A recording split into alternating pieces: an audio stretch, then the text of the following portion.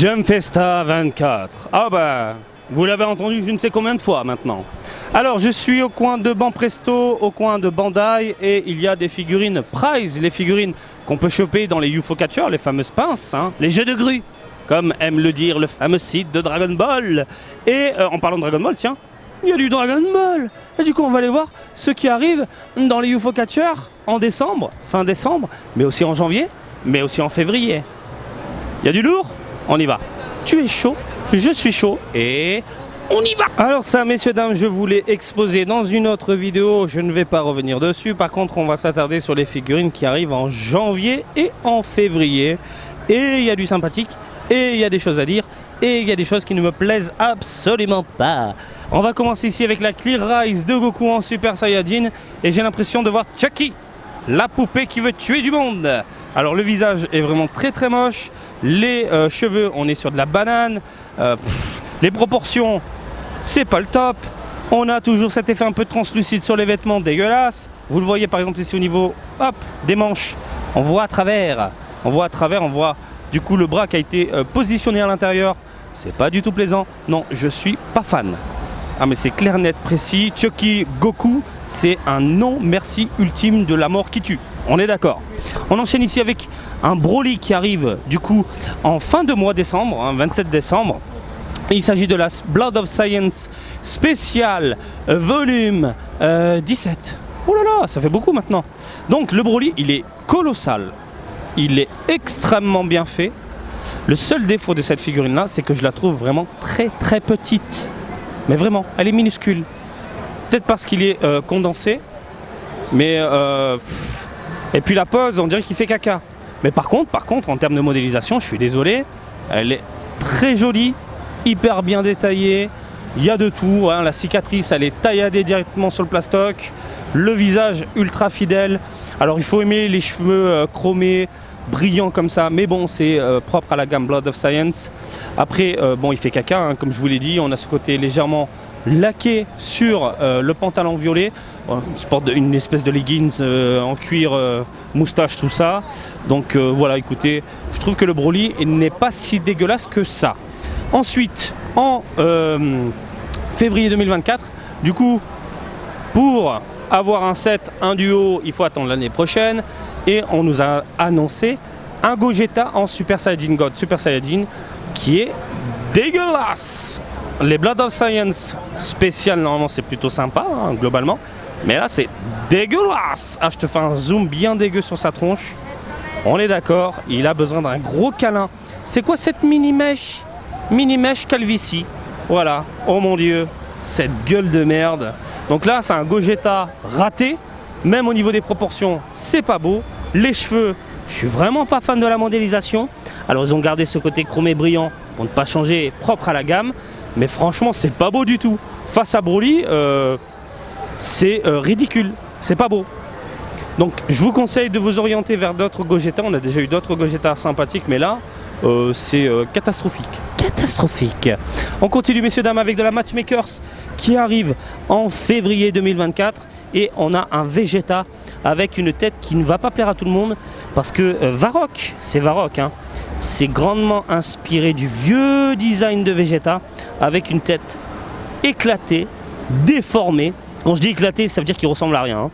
Avec une calvitie de l'espace, et puis les cheveux qui virevoltent un peu dans tous les sens. Voilà, ça va pas plaire à tout le monde. Moi par contre, je suis ultra partisan des designs des années 90, avec les oreilles rondes à la Maeda. Franchement, la modélisation, elle est magnifique. Très très fan de ce Vegeta là. Voilà. Qui, par ailleurs, fait face à Zarbon. Zarbon, on avait fait le point en vidéo. Et le Zarbon, est-ce qu'il est beau le Zarbon? Bah le Zarbon, il est pas mal. Le Zarbon, il est grave pas mal. J'aime beaucoup les cheveux. Je m'attendais à avoir des spaghettis collés. Mais au final, on se retrouve avec une figurine plutôt détaillée. C'est un grand oui. La tresse, elle virevolte dans tous les sens, ainsi que la cape. Vous avez une armure plutôt bien foutue. Et puis franchement, la gueule, elle est impeccable. Zoom de l'espace. Vive les grosses caméras. Non, franchement, la gueule, elle est vraiment excellente. Et puis, modélisation plutôt cool. Par contre, vraiment, chez Bandai, c'est un fait maintenant. La taille des figurines, ils ont réduit à mort. Hein. Même du côté des matchmakers. Hein. Donc là, vous avez Zarbon accompagné de Vegeta si vous voulez vous faire un petit duo, un petit set à la maison. On continue ici avec History Box. Ça sortira en janvier 2024. La History Box Volume 10 de Gohan en Super Saiyajin 2. Eh bien écoutez, je suis agréablement surpris par cette figurine là. Je tiens à le rappeler, les History Box, ce sont des petites figurines, moi j'appelle ça des gâchapons plus. Et ils mettent en scène différents héros avec un mini décor, diorama, etc. Bah elle n'est pas dégueulasse. Et je déconne pas, elle est vraiment très cool. Des égratignures, un peu de sang, l'éclair autour, la petite fumée qui virevolte. Ça fait le café de ouf. Le décor, on a différentes nuances, quelques dégradés. Le corps, il est plutôt bien foutu. Les cheveux sont assez proportionnés. On a quelque chose vraiment très cool.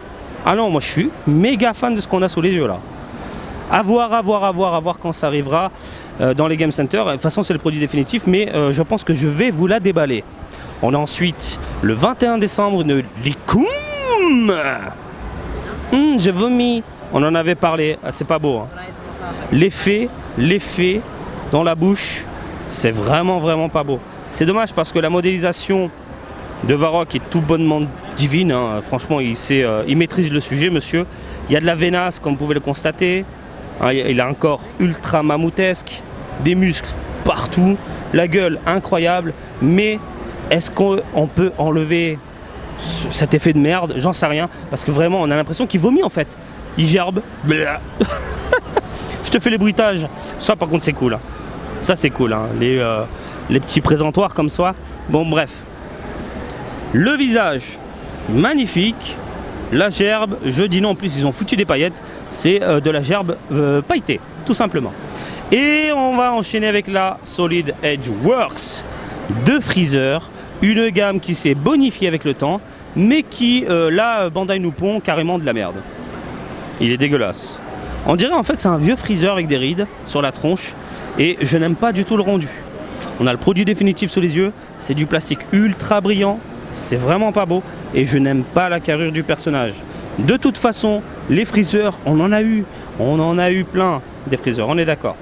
Mais là, ça donne pas spécialement envie. Ah non, il a vraiment une sale gueule. Hein. Vieux papy Freezer. Je vais finir dans l'au-delà. Non, c'est bon, laisse tomber, Marty, t'es fatigué. Bon, bref, on a regardé tout ça. Et rapidement, hein, pour revenir dessus, pour ceux qui n'ont pas vu mon autre vidéo, la Goku des boîtes, la Vegeta, très jolie modélisation. Mais par contre, les couleurs, c'est pas top. Mais par contre, le Goku, il est ultra violent, voilà. Donc la surprise, c'est la History Box de Gohan en Super Saiyajin 2. Franchement, belle surprise. Je m'attendais à avoir de la merde et au final, beau produit. Gachapon plus. Gogeta pue la merde. Freezer pue la merde, Larikoum, le côté vomi, j'aime pas du tout, mais bon, la modélisation est sympathique. Les matchmakers de Zarbon et Vegeta, je dis oui. Et puis voilà, hein. On a fait le tour. Qu'est-ce que t'en penses, toi? Je veux avoir ton avis.